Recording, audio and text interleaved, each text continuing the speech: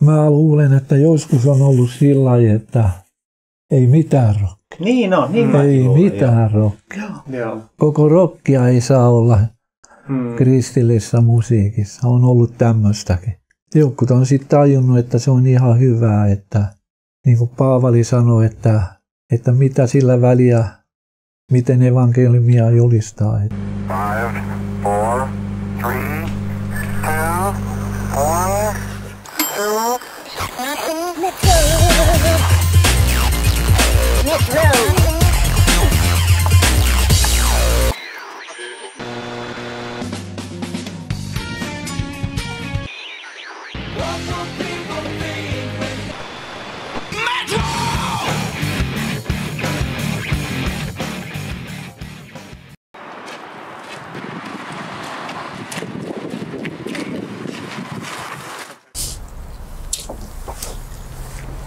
Tämänkertainen Metropodi-jakso on gospelin asiantuntija Pertsa Kaarelan haastattelu. Mitä tulee Pertsasta mieleen sun sydämelle? Pertsa on kyllä niinku itselle, se on ensimmäisiä tyyppejä, johon mä oon ehkä seurakunnassa tutustunut. Sellaisia, jotka ei ole oma-ikäisiä.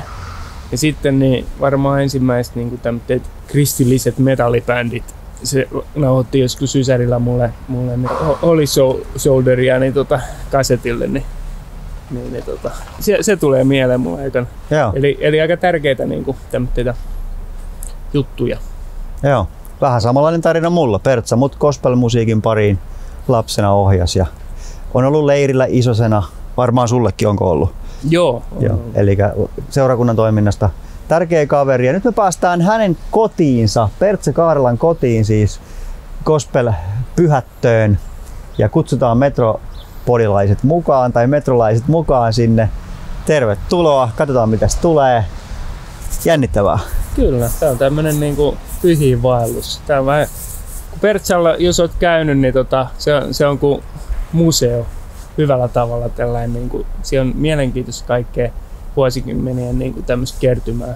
Joo, ja kohta sä oot käynyt siellä. Niin, tervetuloa, let's go! Elävistä ja viimeisiä.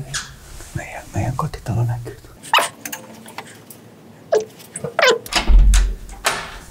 Moi! Terve! Saadaanko tulla kylään? Joo. Tämmöstähän mä muistikin, että täällä on kaikkea. Mä oon vähän uutta laittanut tässä, kehitän. Joo. Kaikkea hauskaa krääsää täällä. Joo. Kerros vähän mitä sieltä löytyy. Sine, tää on Retsin. Joo, Resurrection-bändi. Joskus tilannut sen Amerikoista. Olin sen konserteissakin täällä Suomessa kauan sitten. Tää on 92. Niin, se oli sitä aikaa, kun ei ollut vielä oikein netti hirveän yleinen, niin sitten tehtiin paljon tommoita lehtiä sitten. Joo. Oliko jos nettiä kunnolla keksittykään? Skandinavium-hallissa 84 vuonna oltiin. Musiikkimission järjesti tämmöten konsertin siellä. Niin. Salt, Koinonia, Sheila Walls. Okei, Koinonia ja Retsi. Eikö tää Koinoniahan oli ihan legenda. Bill Maxwell rummuissa, ihan sairaan kovaa. Tämmönen vanha bändi kuin Samuelson. Tän levyn mä ostin niiltä ajoilta kanssa sieltä Vacket Vääner. Vacket Vääner. Joo. Mut mikä hei Retsi-homma, niin tässä on kuva siitä. Onko sä monta kertaa nähnyt sen? Varmaan parissa konsertissa on ollut Retsiä kuuntelemassa. Sähän veit 10 vanhana mut kattoon sitä Lahteen. Joo. Se oli mun yksi siitä on kauan aikaa. Se oli vuonna 90. Mitäs nää? Morttareita, Mortification. Mikä? 99. Pakkahuoneella Tampereella. Se on ollut vissiin Mortti ainoa Suomen. Siellä on nimikirjoitukset takana. Oho. Steve Roverkin siinä lukee jossain. Onkohan toi Steve Rover? Joo. Nice. Huhhuh. Striper, Uusi testamentti. Näitä on jaettu konserteissa. Eikö se ollut se legenda, että ne heitteli Uusi testamenttia Joo, ne heitti kuulijoiden päälle Uusia testamentteja. Newboysin konsertti. Ai ne on ollut Suomessa Newsboysi? On ollut Botnia-hallissa, Vaasassa. Okay. Täältä lähti Keskustorilta bussi. 98. Joo, Striper on ollut Nosturissa. 2010. Joo. Siellä mäkin olin. Siellä Jukka oli, jee. Sitten on Striperin, onks tää niinku ihan käypä dollarin, niin $100 Vauhdikkaasti aika mennyt ja täytyy 70 70, joo. viime vuonna. Mut vielä speed metalli Kyllä. kuulostaa hyvältä. Tässä on Torniquetin 3/5 niin kuin alkuperäisestä jäsenestä tässä Joo. laadissa. Joo. Niin se on sun lahja. Selvä. Kiitti, joo. Toi poikien lahja niin on myös semmonen iso kiitos kaikesta, mitä sä oot tehnyt Pertsa. Joo. Gospelin eteen ja nuorisotyön eteen. Joo. Näin se aika menee. Eka ristirokki vuonna 83. Pättiniemessä. Siinä Delfiini vai onko toi Hai soittaa sähkökitaraa? Resurrection Band ja Pride oli Suomessa ja Nypois ja Ext oli tuolta jostain Norjasta. 2003 ehkä. Joo. Mä olin tuo Guardianissa, se oli 9 jotain, 2 tai 1 kun se oli Suomessa. 94 kiertue. Narnia ja Petraa. Tämä on varmaan kaikki 90-luvulta. Joo. Petra, ai siinä oli Petra. Wow. In God We Trust. Sen levyn mä sain seurakunnan kirjakaupasta. Kasetin joskus. Joo. Ysärin alku. Ja ne on sulla vielä tallella. Ei oo tallella, ei. Tässä on vähän jätkillä vähän eri tyyli. Ja sitten onks tää sun gospel-hyllykkö niin kuin Tässä sanot? niitä on joo ja CDs, on tuo CDt ja... Osaatko sanoa, mikä olisi joku lempi? Oho, Parencross. Mä muistaakseni esittelin lapsena tätä levyä kaverille, josta tuli myöhemmin Teräsbetonin basisti. Arto oli mun luokkakaverini. Tää oli kova juttu, Barnabas. Naislaulaja. Tässä on Petran Beat the System. Eka kasetti, minkä sä teit mulle 80-luvulla, niin siinä oli tätä Beat the Systemia. Se oli tosi erikoinen se soundi. Tässä on Striperin No niin. To Hell with the Devil. Tää on oikein taidetta. Sensuroitiin, että se oli vähän liian raju, kun siellä on Joo. pentagrammi, joka on vedetty tuon paholaisen kaulasta pois. Jos katsoo nopeeta, niin ehkä luuli, että se on jossain muualla. On ollut tommonen kannanotto, että ei paholaisille kuulu kaikki musiikki. Näin on. Sehän oli se Larry Normanin sanonta, että miksi paholaisella olisi kaikki hyvä musiikki. Mulla on Larry Normaniakin täällä jossain. Ja se oli tää itse No niin. Reds-bändi. Resurrection Band. Parat Band on kans ollut kova juttu. Minkälaista se on? Tää on semmoista kanssa ihan hyvää. Varmaan joku hard rock. Näyttäisi vähän hard rock. Joo, kitaraa väännettiin siinä. Tää on paras tää Gospel Pavelin kuuntele. Yhtä hyvä kuin Beatles. Mikä on paras biisi siellä? Taitaa olla se kappale Kuuntele.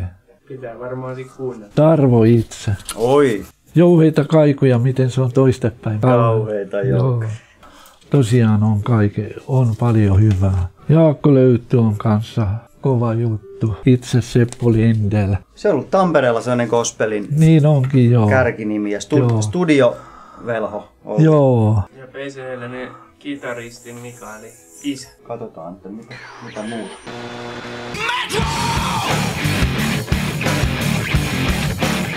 Metro Podcast, all right. Jukka Sipilä ja Jake Lindqvist on Pertsa Kaarelalla Gospel Baronilla vieraana. In the house. In the house hänen kylässään, tai hän on meillä vieraana, me hänellä en tiedä. Elin Mekassa, Pertin kotona. Pertsa, mitä gospelmusiikki merkitsee sulle?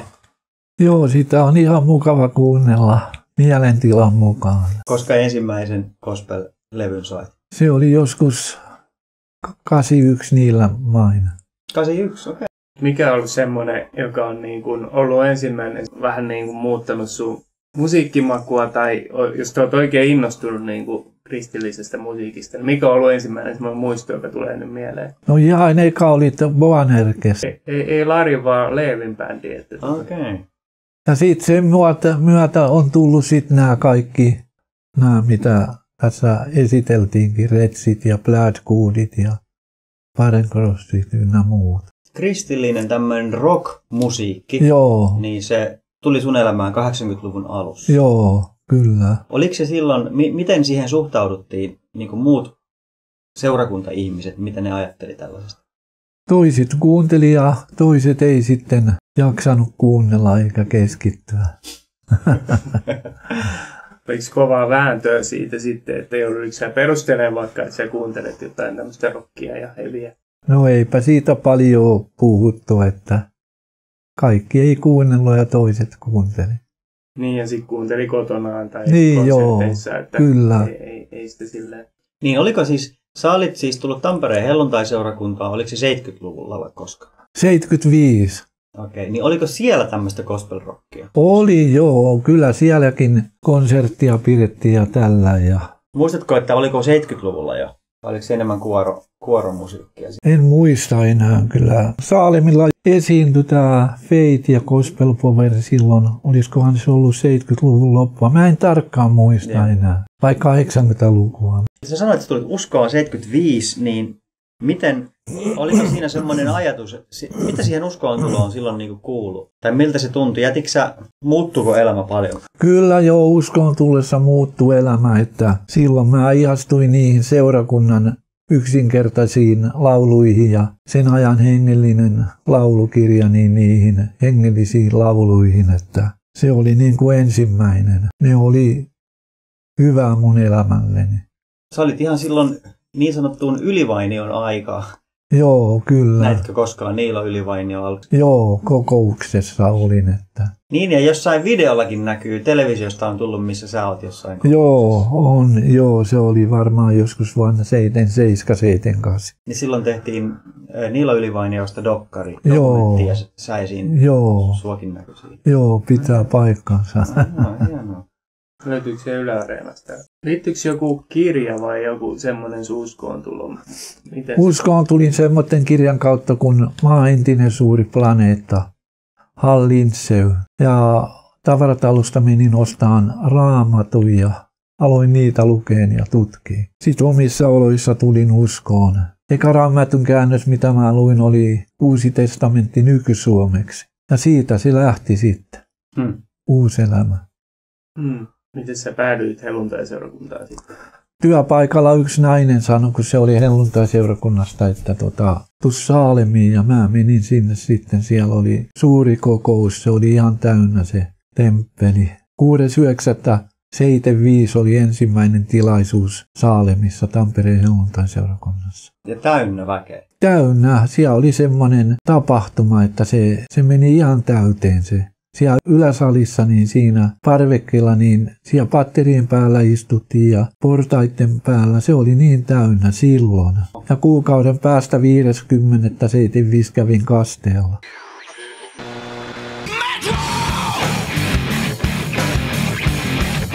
Me ollaan sut Jukan kanssa molemmat tavattu tosiaan seurakunnan lasten ja nuorten työssä. Sulla taisi mennä aika paljon semmoisen seurakunnan palvelutyössä tuossa sitten se 80- ja 90-luku. Kyllä joo, pitää paikkansa. Mikä oli parasta niissä jutuissa?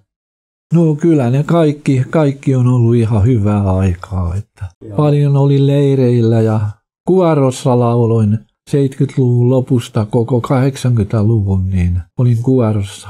Joo, ja sä olit monelle nuorelle tärkeä isonen ryhmyri. Joo, ryhmänjohtaja leirillä ja semmoinen henkilö, kehen seurakunnassa oli helppo ottaa kontakti ja joka otit kontaktia ihmisiin, kun musta tuntuu, että me pirkanmaalaiset ollaan vähän sellaisia hitaita syttyy, mutta sä olit monelle tärkeä, monelle varhaisnuorelle.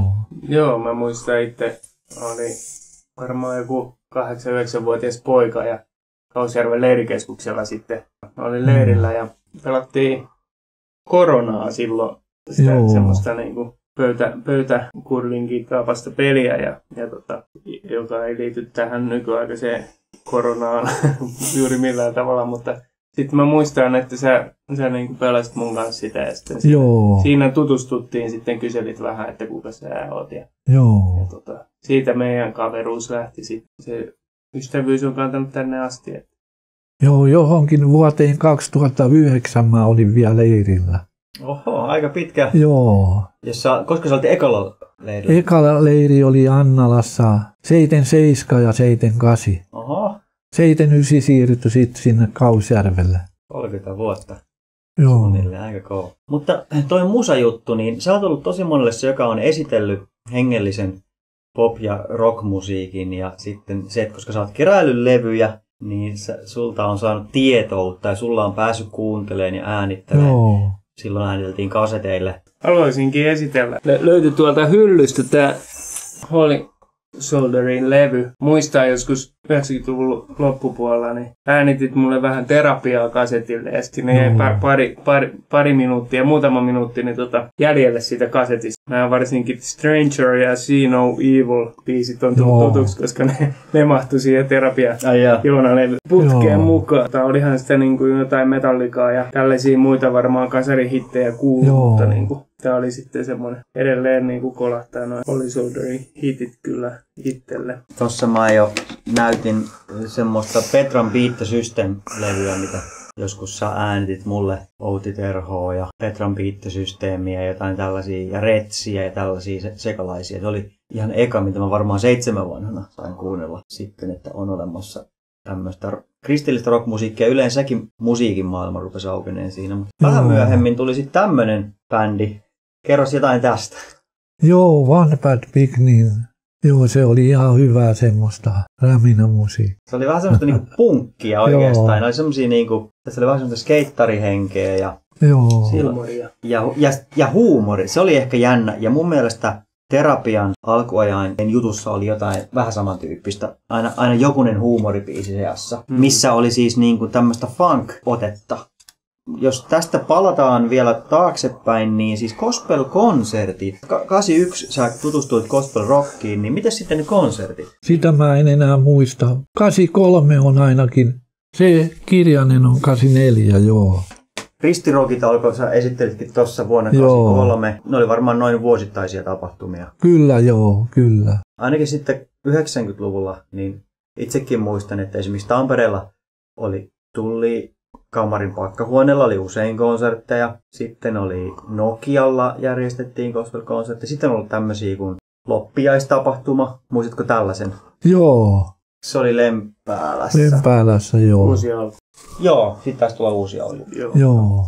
Se on vieläkin kuulemma voimissaan se tapahtuma. Joo. En ole kyllä 20 vuoteen käynyt. En mäkään ole käynyt, että se on. Siellä on ihan uusi menosi. Onko mikään gospel-konsertti, mikä on jäänyt sulle mieleen? Onko se... Kyllä ne kaikki aina välähtelee joskus mielessä, mutta... Ei ole yhtään yli muiden. Ei taida olla, ei. Mikä on yllättänyt? Onko joku konsertti silleen, kun sä oot nähnyt vaikka jonkun Pridein tai jonkun, että se onkin sitten ollutkin semmoinen yllättävän jotakin se keikka. Että... Niin joo, no kyllä ne kaikki on ihan hyviä ollut. Tämmöisen bändin levy, minkä sä halusit nostaa edelleen. Kerro vähän tästä bändistä. Onko siitä Jerusalemista jotain tietoa? Kyllähän se semmoista vähän kerran olikin vähän semmoista, että varovaisuutta niin kuin helluntai-seurakunnassakin, että ei siellä oikein johtajat hyväksynyt Jerusalemia. Ainakaan bändin muodossa. Joo, bändinä ei, että ei ne hyväksynyt koko konsertti. Onko ollut muuta, siis muistatko sä muuta siis tämmöistä rock-vastaisuutta herätyskristittyjen piirissä? Onhan niitä on ollut, joo. Onko joku ihan hyökännyt tätä hommaa vastaan? Kyllä niitä on ollut mielipiteitä. Mielipiteet on vaihtunut, että se on, että kaikki ei tykkää kaikesta. Mutta se on myös hengellistetty usein, että on ajateltu, että nyt ei, kun en minä tykkään, niin ei Jumalakaan tykkää. Niin joo, näin on. Se tavallaan silleen polarisoitu, että ajateltiin, että niin kuin rokki on sitä maailman juttua, sitten on hengellinen musiikki, sitä hengellistä uskovien juttua. Ja sitten niin kuin ollut sit kuitenkin kristillinen rokki vähän niin kuin siinä välissä. Niin onko sitten ollut semmoistakin ajattelua, että tavallaan se kristillinen rokki, jos jotain rokkia, niin sitä voi kuunnella. Ja sitten ei oikein maailmallista rokkia ollenkaan. Mä luulen, että joskus on ollut sillä lailla, että ei mitään rokkia. Niin on, niin ei mitään rokkia. Joo. Koko rokkia ei saa olla kristillisessä musiikissa. On ollut tämmöistäkin. Jotkut on sitten tajunnut, että se on ihan hyvää, että niin kuin Paavali sanoi, että mitä sillä väliä, miten evankeliumia julistaa. Että joko totuudessa taikka sitten, että on joku väärä mieli. Mutta Paavali iloitsi siitä kuitenkin, että evankeliumi meni eteenpäin. Totta. Että jos se oli semmoinen tavallinen herätyskokous, se meni eteenpäin. Jos oli gospel rock, se meni siitäkin huolimatta eteenpäin, että vastustajia missään kohtaa säikähtämättä. Aamen. Raamattua että tulee. se on, jokaisella on oma mielipide, että mistä tykkää musiikista. Mulla se on, mä oon kaikki ruokainen, että virsistä aina tähän gospel rockiin asti. Että... Ja Beatlesin kuvat löytyy seinältä. Joo. No oliko jotain semmoista musiikkityyliä, mikä suhun ei uponnut gospelissa, vaikka Suomi-gospelissa? No toi ei ole koskaan mulle mennyt tää räppi. No mä muistelin niitä. Joo, räppi ei ole koskaan mennyt. Se on niiden musiikkia, jotka siitä tykkää. Vaikka olet kyllä yhdellä musavideolla mukana. Niin joo, siinä on ollut, joo. Ja siinä taitaa Jakekin olla. Ja Olli Helenius. Olli Helenius, joo. Sä oot siellä musavideolla. No, niin, kyllä. Totta. Nyt mä muistan. Se on hieno kunniaosoitus sulle kuitenkin se, että Joo, siinä on semmoista monitasoista symboliikkaa sanoissa. Onko sä itse ikinä soittanut mitään soitinta, laulanut? Huuliharppua on joskus soitellut ja kuoroissa laulanut ja tällainen. Kyllä se oli muuten, se oli lapsuuden seurakunnan lastenleireistä yksi semmoinen legendaarisin ja ihanin muisto, kun iltahartaudessa sä soitit jonkun tuutulaulun sieltä huuliharpulla. Siinä on niin tunnelmaa se savu, nuotion savun tuoksu ja toi Pertsan huuliharppu. Niin. Oi että.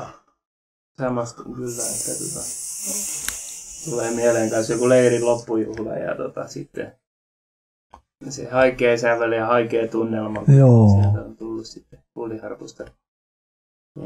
Soitatko vielä huuliharppua? No ei, kyllä se on melkein hiljentynyt. Että.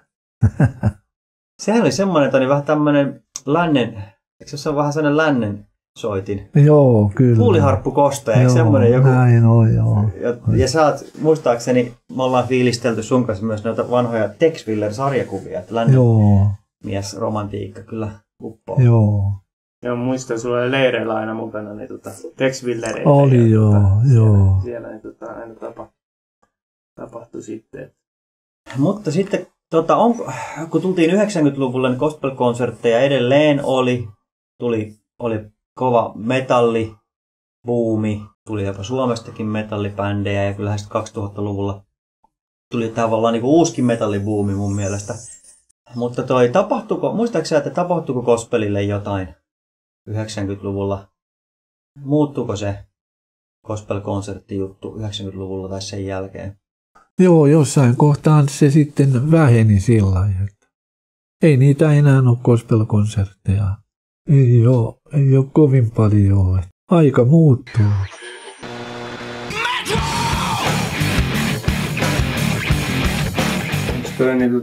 Sator, eikö se ole jotain ensimmäisiä kristillisiä? Eikö se ole vähän hevimpää matskua? Muistaakseni, mutta siinähän oli tämä Peisenhelenin tuleva kitaristi. Ja Terapian rumpali. Ai jaa. Mun mielestä oli Joo. Ja eikö Feitti ollut sitäkin vanhempi bändi? Meidän seurakunnasta ainakin suuri osa. Joo, siinä oli jotain gospel power kiinnityksiä kanssa siinä bändissä. Tämä oli siis semmoinen jännä tamperelainen juttu, oli Daybreak-niminen bändi, joka oli mulle ala-asteella aika. Se oli yhteen aikaan tosi kova viidesluokkalaisen. Okay. Siis tosi hauskaa, siis manserockia, gospelia. Toinen oli Jackpot, mutta tämä oli ehkä vielä tiukempaa. Tuo on täällä The Roadie, CP-jengi. Jahas, nyt löytyi meidän bändiä. Flush. Tämähän on ihan, mä en ole kuullut 90-luvun jälkeen. Siinä on meidän eka demo, Yksi tie. Mä olin 6. eli varmaan 91. Sitten toikin on Information Leaks meidän bändi. Nyt on pakko kuunnella. Tää on ollut hukassa pitkään. Tästä kaikki lähti meidän bändiin. Information. Saanko mä Pertsa kuunnella hetken tätä Flushia? Joo, sopii. Pistetään siitä. Joo, tämähän on tämmöistä historiaa. Kohta kuullaan mitä se on. Joko järkytyt tai... Olakaakko. Se on vielä.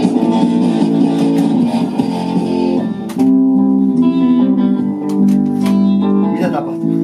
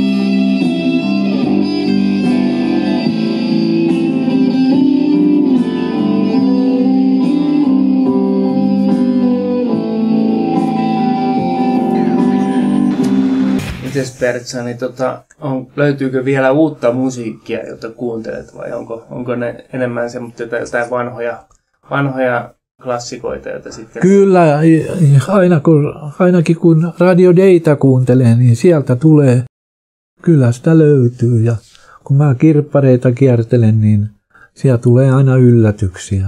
Voi olla, että nämä mitä on, niin niissä on se muisto.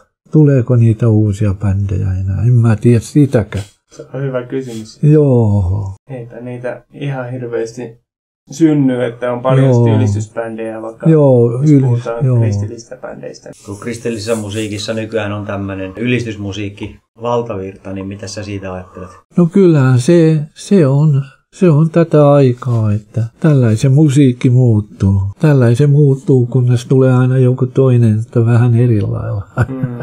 Mutta taitaa olla niin, että se aika on myös kristillisissä ja herätyskristillisissä piireissä muuttunut niin, että niin sanotusti luvallisempaa kuunnella ihan tavallista niin sanottua sekulaarimusiikkia. Joo. Ja sitten uskovaiset henkilöt itsekin usein tahtoo tehdä sellaista isoille markkinoille musaa, eli sekulaarimusiikkia. Joo.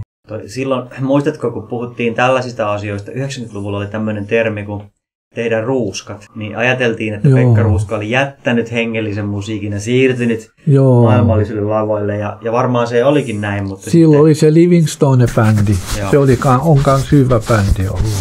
Joo, ja se oli gospel. Gospel-bändi silloin, Livingstone, siinä oli hyvä bändi, Et siinä niinku tämmöinen niinku ajatus taiteesta sitten sillä ehkä niinku myöskin laajentuu, että kristitty voi tehdä taidetta myös ihan niinku taiteen vuoksi, ja hänestäkin tuli niinku musiikin ammattilainen tästä Ruuskasta.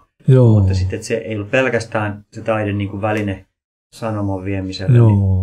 Se oli mielenkiintoinen. Mä hiljattain kuulin Pekka Ruuska haastattelua, ja hän sanoi tälleen, että se ilmoitti ihan jossain konsertissa, jossain kirkkokonsertissa tai tämmöisessä, kun se esitti vaan tai tämmöistä hengellistä musiikkia silloin 80-luvulla. Hän teki ihan tämmöistä ilmoitusluontoisen asiaa, että hän niin kuin lopettaa semmoisen musiikin tekemisen ja alkaa tekemään niin kuin sitten maallista musiikkia, että se jotenkin teki sen ihan tällainen niin kuin julkisen ilmoituksen siitä, vaikka ei hän uskostaan luopunutkaan, mutta siihen aikaan ehkä se oli sitten jotenkin niin tiukka se raja, että ja sitten pian tulikin sitten Rafaelin enkeli, hänen suuri hittinsä.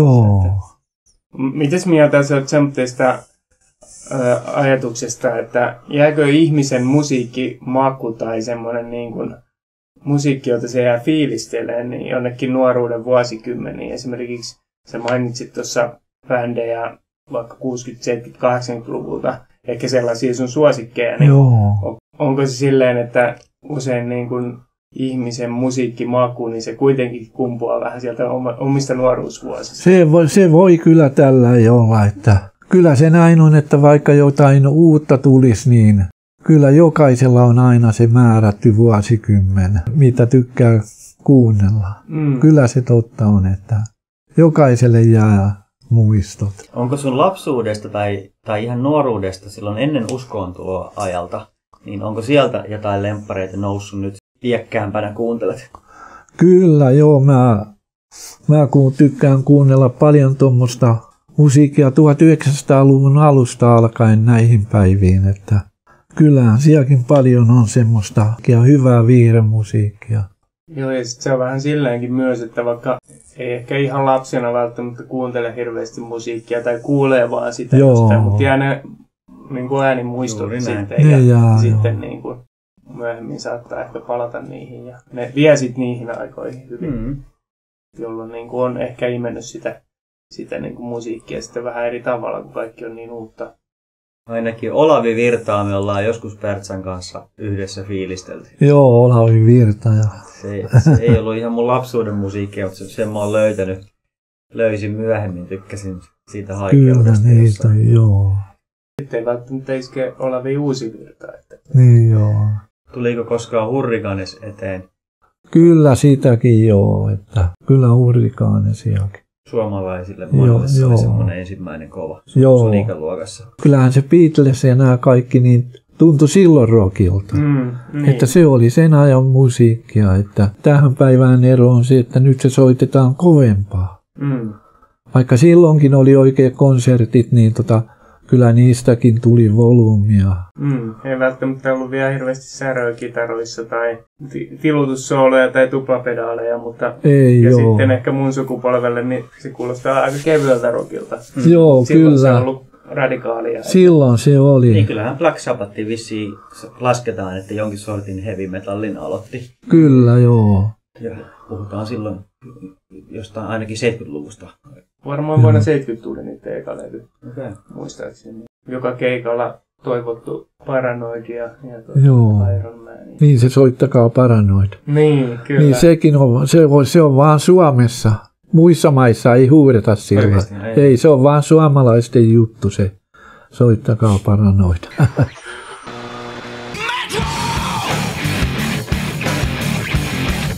Yksi mun kaveri tykkää kysyä tällaisen kysymyksen ihan ventovierailtakin, niin mä nyt kysyn sulta ihan varoittamatta, että mitä Jeesus merkitsee?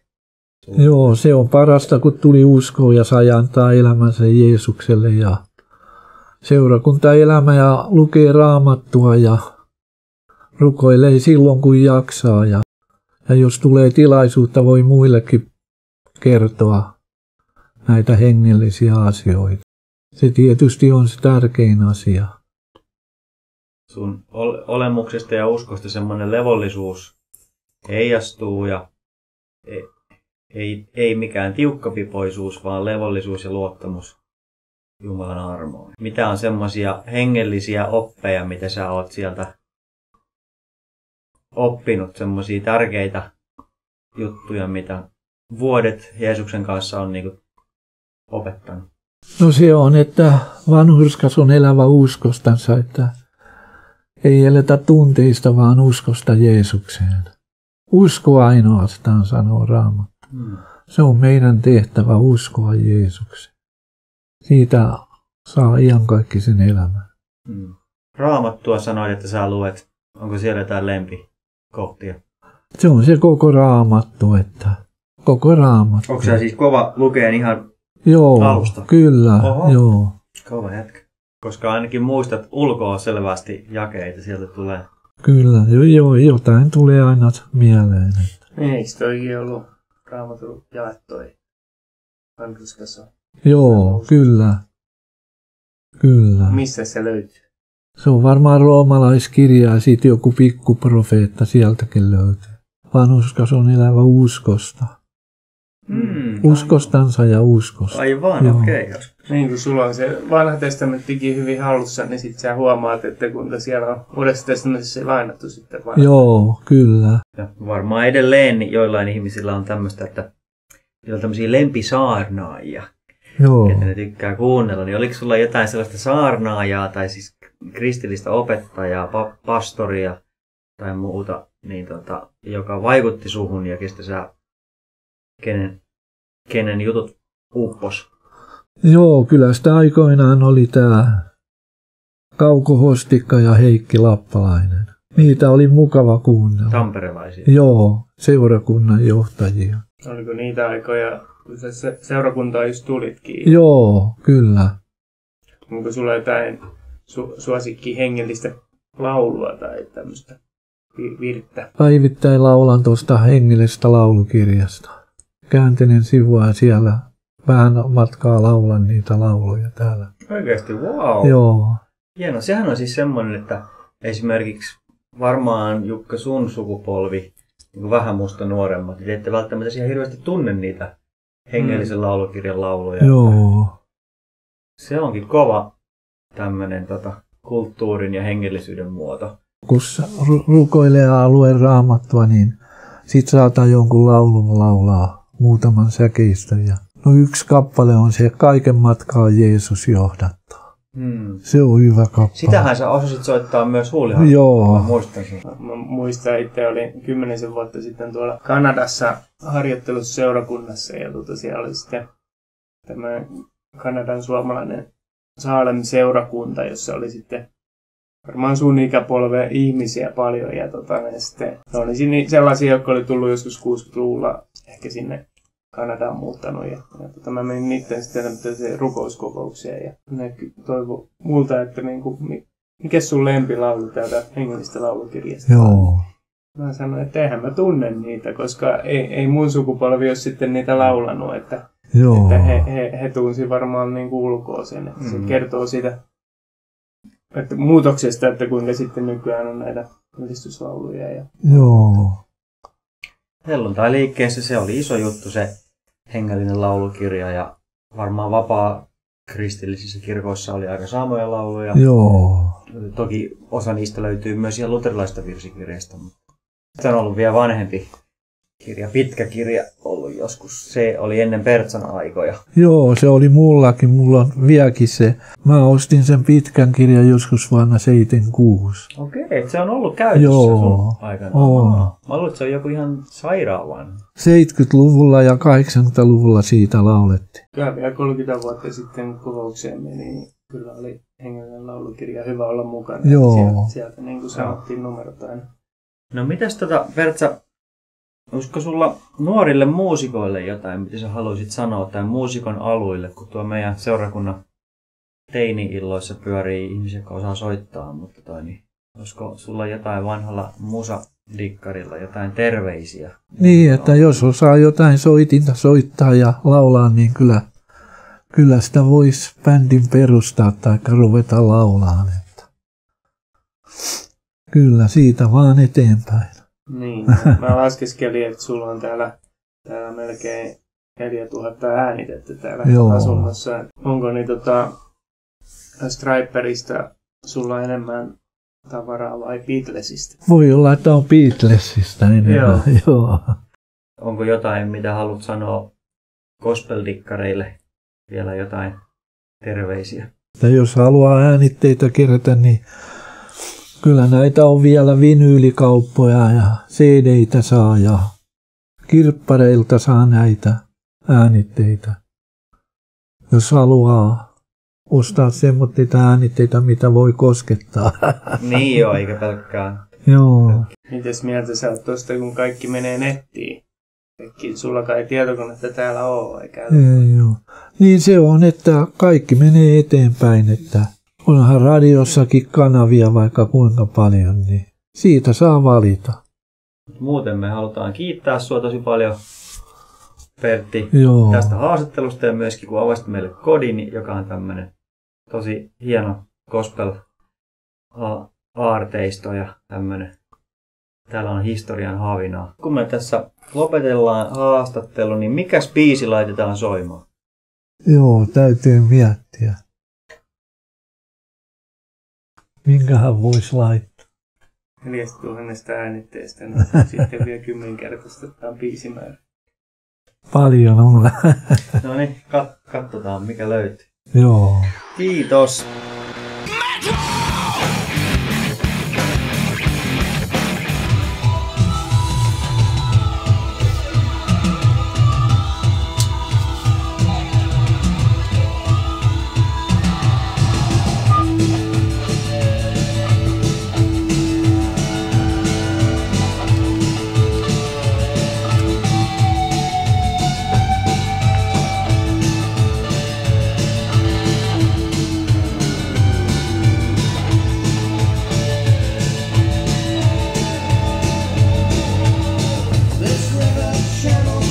Sielläkin, että on hyviä easy miimiä, kun ensinnäkin niinku Home Permanent 80-luvulta tuossa. Permanentti on viittaus varmaan. Sitten niinku oli hitti Live and Let Die. Live and Let Live. 84. Nää on varmaan tää britti-poppareita vaan mikä tää on. Daniel Amos. Eri kuin se Daniel Pan. Joo, Daniel Padroneri, tää on Daniel Amos. Tulee poliisit ja Depeche Modet ja kaikki tällaiset. Duran. Tällaista joo, just nää tulee mieleen. Ihan makea.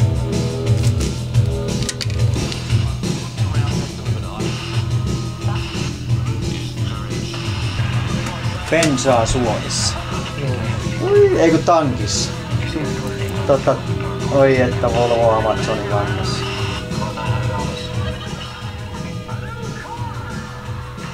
Laitetaan vielä, ei tästä toista jos sä haluat kuulla Daybreakia, niin... Oikein kysymys. Harri Helenius, miksaaja. Okei. Pistä vähän volaa. Täällä on kunnon rock'n'rolli. Se oli varmaan muuten tää mankka, joka sulla oli silloin Viilassa joskus 98, kun ne otettiin. Joo, se ja sit on toi isokin ollut. Okei, joo. Hyvin pysynyt kunnossa. Huollaatko sä näitä sun välineitä jollain tavalla? Pidät vaan hyvää huolta. Joo. Pitkiä kavereita.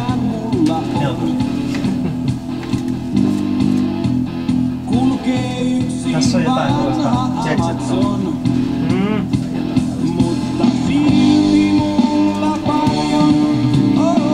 Tulee mieleen mikä se on se bändi se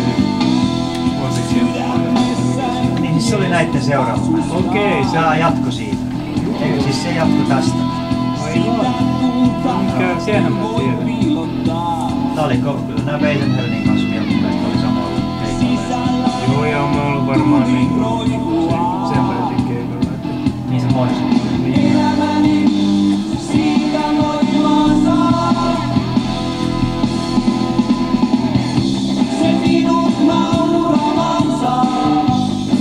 Elikkä nyt lahjabändi, Joo. minkä sä saat jätkältä lahjaksi tää Flood. Joo. Se on siis Joonaltakin myös. Joonalta ja Juku. Onks toi bändin nimi toi Flood? Joo. Mitäs se onko suomeksi? Tarkoittaa tulvaa. 57 minuuttia. Joo. 57 minuuttia.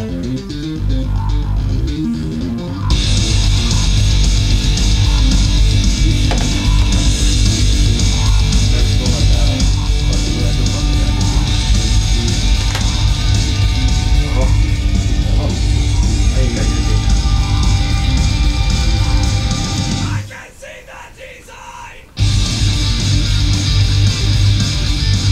Täällä tulee tosi ääniä oikein tuolla.